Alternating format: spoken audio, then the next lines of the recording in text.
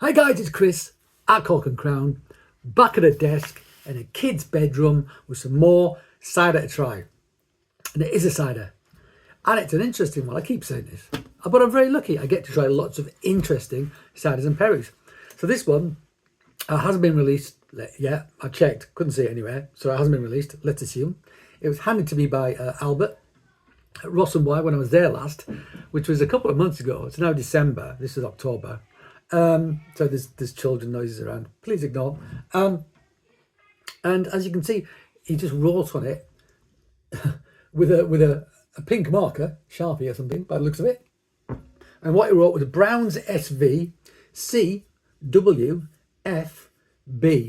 Right, so I said to him, I probably won't remember this. And he said, oh, you will. I said, okay, I'll try. But I've forgotten. Now, C, I know, stands for champagne barrel. So it was in a champagne barrel. It's pretty interesting. W stands for whiskey barrel, which is pretty interesting. F, don't know, can't remember. B, bottle, can't remember. I'll try and find out and put it on the screen. But this is a single variety Browns, so sharp, that's been in a champagne cask, a whiskey cask, and then some other stuff's happened as well. Anyway, let's try it. It's got a really interesting sort of pinkish hue to it. Almost looks like a very, very, very, very slightly pink sort of Southern French rosé, if you like, Provençal rosé. Well, let's open it up. I assume it was dosed at bottling, so I assume this is going to be fizzy. I don't know when this is going to get released, but I'm excited to try it. Why wouldn't it be? Oh, there's no ABV on there at all. Don't know how strong it is. Let's open it and see what it's like. Okay. Up. Yeah, well, smoking good. You can see just a little bit. You can see the bubbles. There's the bubbles. Let's pour it into this nice Riedel glass. This is pretty cool, I have to say. I do enjoy doing stuff like this. When something's written on in felt tip, you know you've got something interesting to try. That's for sure. So colour, like I said, it's got an almost rosé colour to it. It looks more amber on the camera that I'm looking at. But to me on this side, there's a definite sort of pinkish hue to it. Coming from I know not what. I've had browns before. I don't remember having a pinkish hue to it. Anyway, let's smell it. I'm going to be fast because I'm cooking a curry. Okay, so that's got a full-on funky sort of sweated apples, ethylene is it? Sort of character to it. On the nose immediately.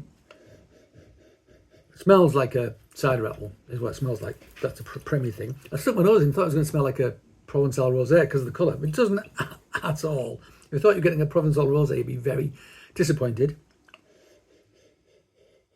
Yeah, hint of funkiness about it, but there's apple character in there, slightly green apple character, I want to say. This is a sharp, so I expect to get a bit of sort of malic acid character. Could have gone through malolactic, don't know. Which does give you sort of funkiness, farminess, so that would make sense if that's the case, which would soften that acidity. Yeah, smells like a funky farmhouse cider, maybe with a cider apple, sweated apples, etc. That's what it smells like. I'm not getting any whiskey or anything like that. Oh, maybe, but maybe it's just a power of suggestion. Anyway, let's try it rather than just sniff it.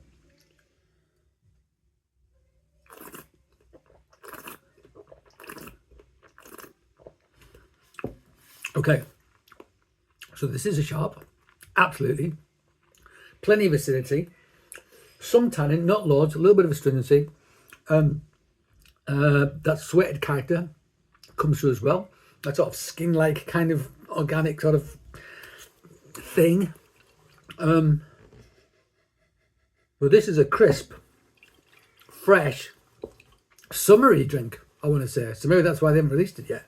I don't think it's going to do much more conditioning in bottle. The condition seems pretty good. The bubbles are nice.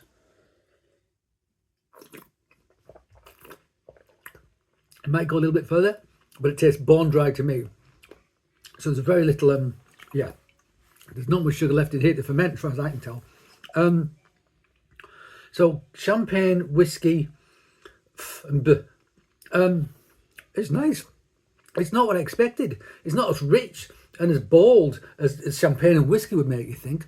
It's fresh and light and fruity and summery. That's what it is, absolutely. I'd love to, I'm going to try this again when it is released, so I can re-watch this and see how much it's involved in bottle. But to me, it just tastes like a really crisp, fab, you know, farmhouse cider from Herefordshire. That's what it tastes like. If you like a more dry acid character, you're going to like this a lot. Fact. You are. Fact. But it doesn't have some of the imposition placed upon it by the barrel, as I was expecting. Like some of their whiskey barrel aged have done, and the rum, sort of the Dabonet in rum barrels has done, you know, where it's been very, very obvious that it's been in a whiskey barrel or something. This does not have that character at all. It's much more subtle than that. So there you go, guys. I assume, so my kids are going crazy. They're going crazy. I can't wait for them to go back to school. They're mental. So there you go. I don't know what the label's going to look like when it's released. But it'll be a Brown's SV. And I assume it's going to be 2023? 2022? One of them. Anyway, when it's released, I'm going to get some. And try it. And if you like crisp, summery, fresh farmhouse ciders, that's what you want. So thank you for joining me at my cider desk. I hope we join you again. But until that time, cheers.